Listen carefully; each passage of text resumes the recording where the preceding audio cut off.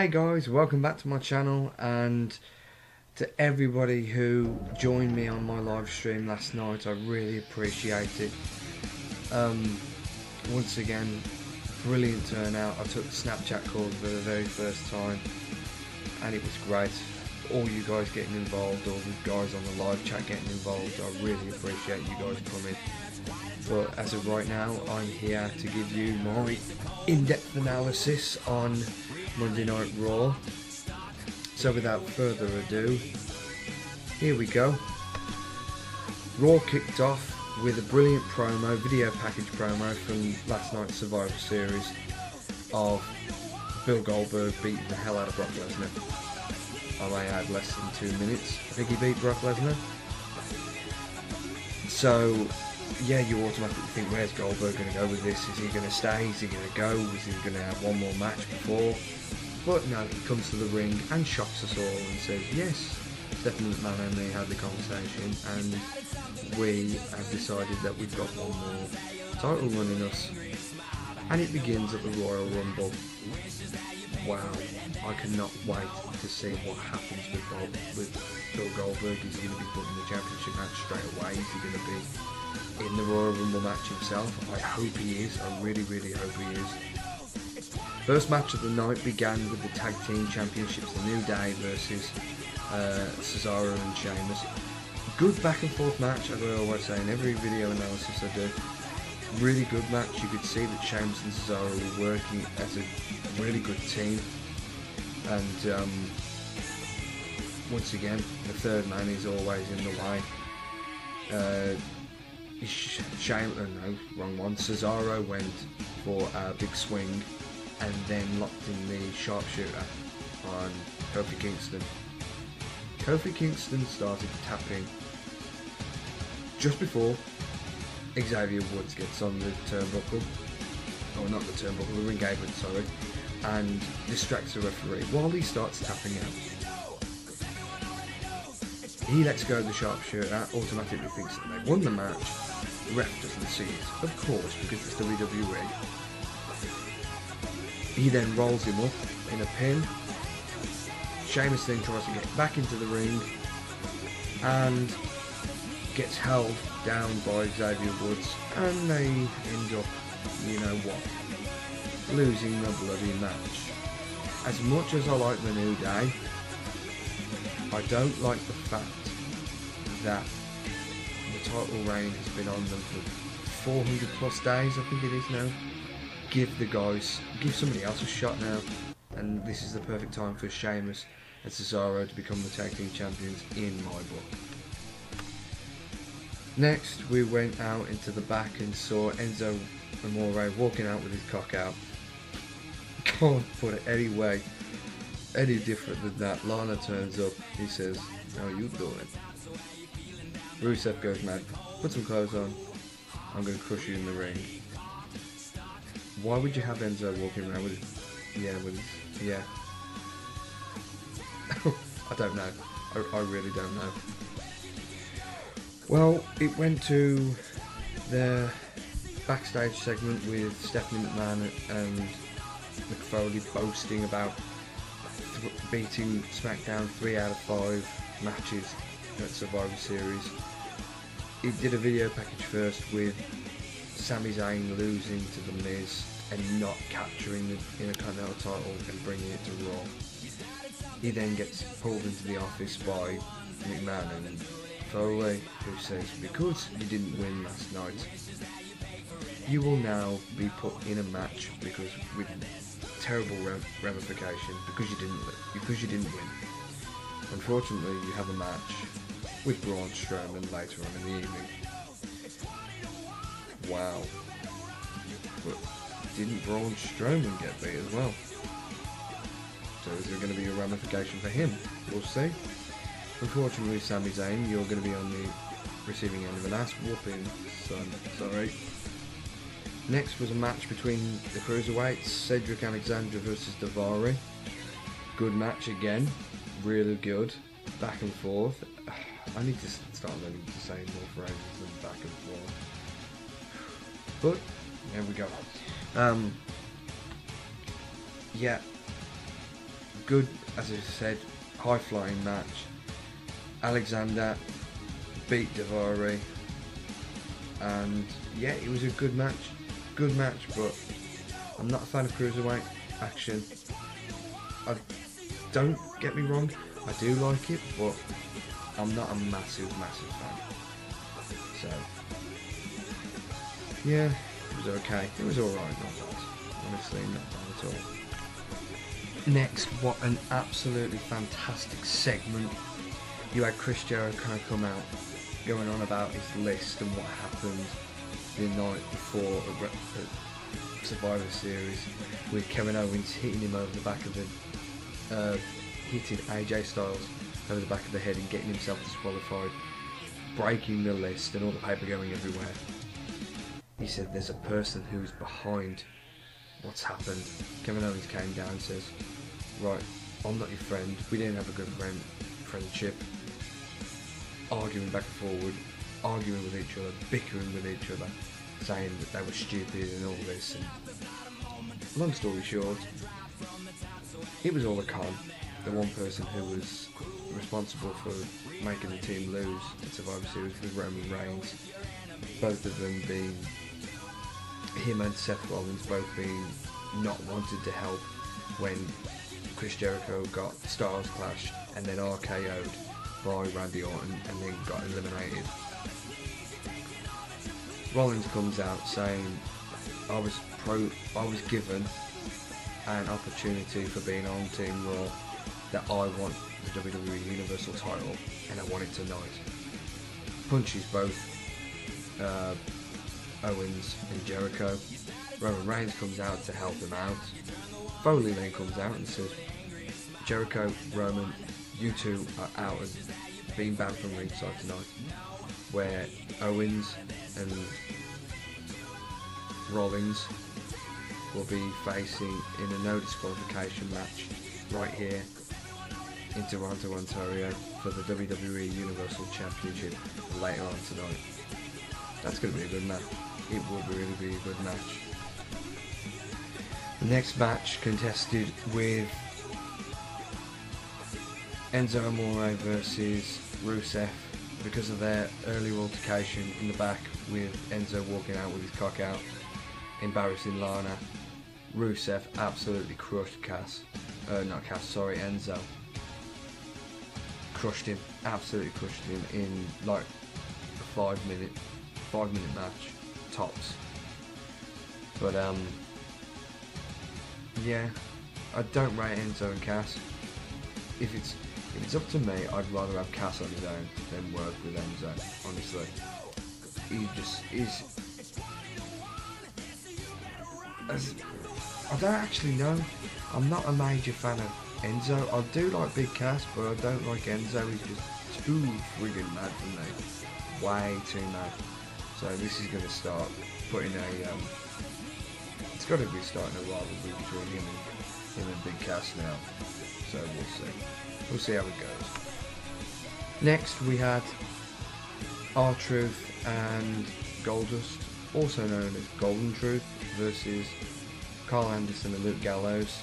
If Luke Gallows and Anderson won, they would possibly get a shot next week at the tag team titles.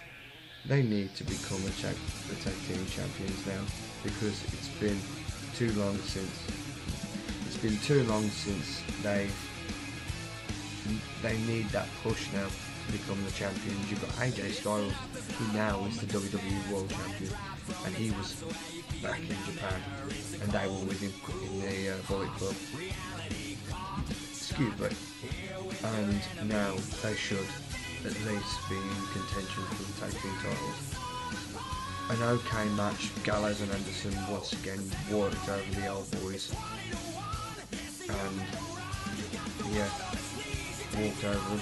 And next week, hopefully, we'll see they'll get a championship match with the New Day, and hopefully we'll have new tag team champions by next week.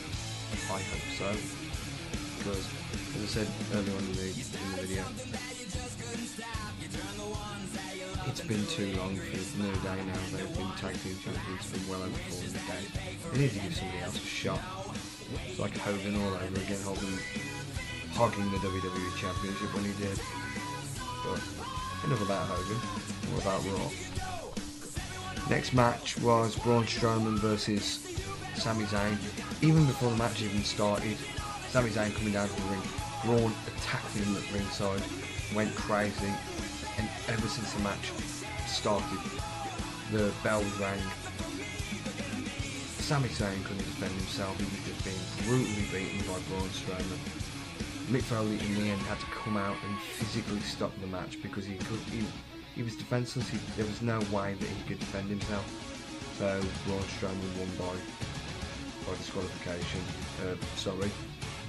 He won the match clean because he couldn't defend himself. So what's going to happen with Braun now?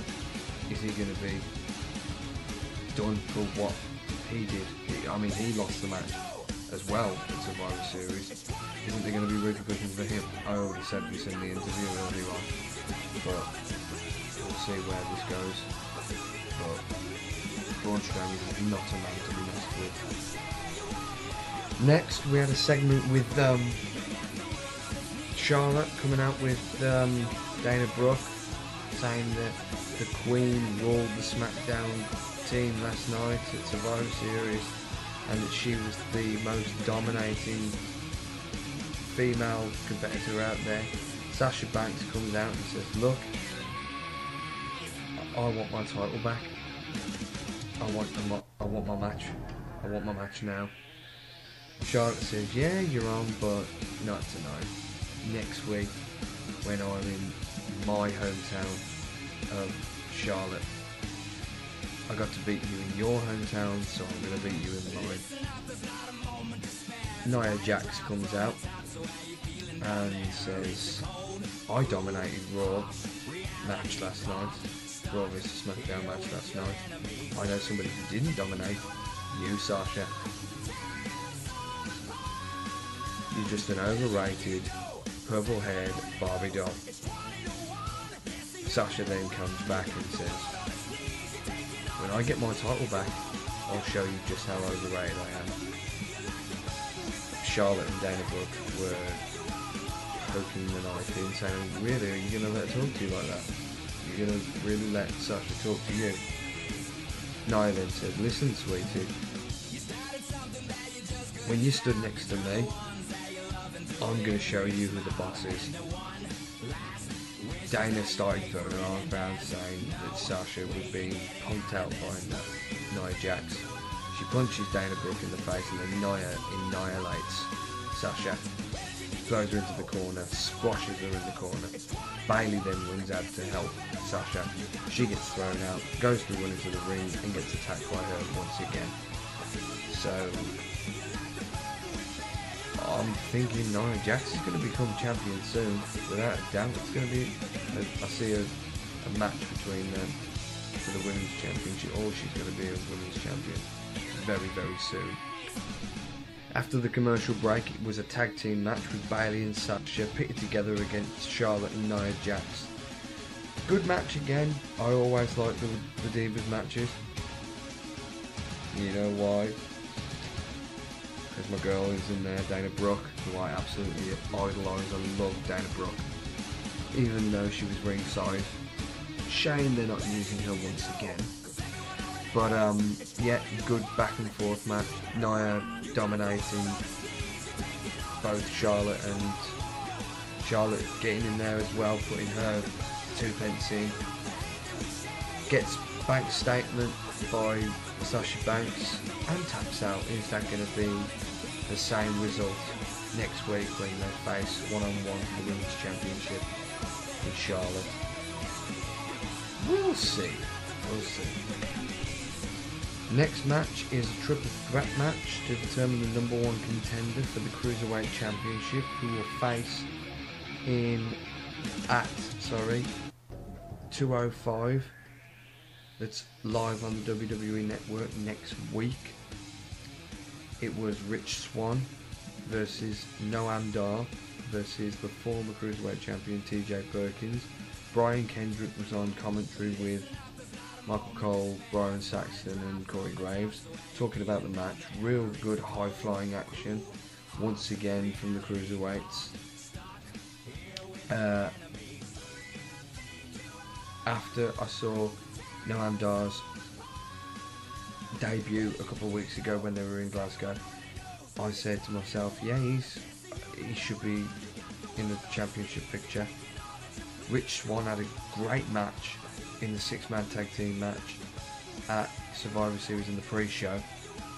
TJ Perkins is owed a rematch for his Cruiserweight Championship that he lost to Brian Kendrick at last month's Hell in a Cell pay-per-view.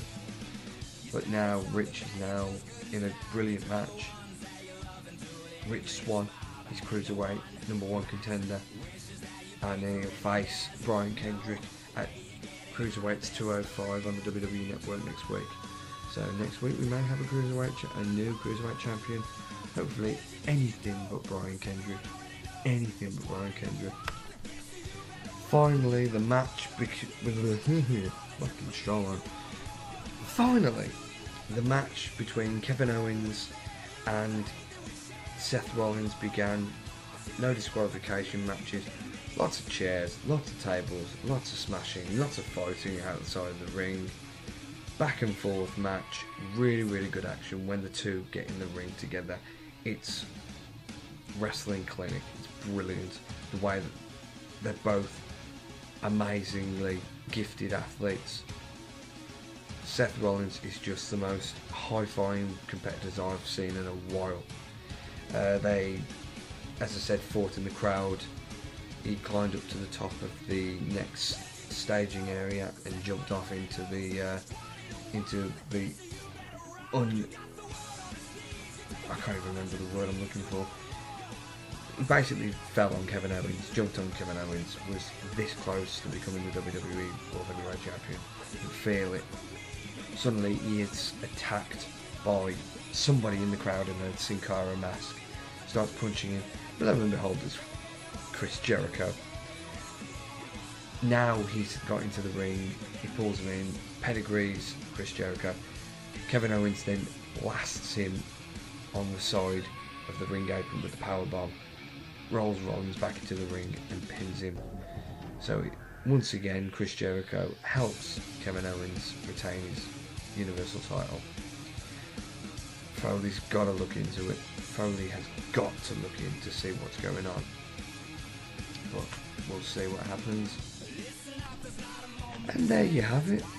I'm getting to the very end of the video now because you can tell I'm getting very tired. There you go, there's my in-depth analysis on this week's Monday Night Raw. Be sure to check out tomorrow's video when I'll be reviewing doing my in-depth analysis on Tuesday Night SmackDown Live. Of course, it'll be exactly the same time, with it being exactly the same because I have my work to do beforehand, so then I'll get back, review, watch and edit and then post. So yes, until the next video, I will see you tomorrow. Love, support and smother my channel into its entirety as you guys always do. And until the next video, take care.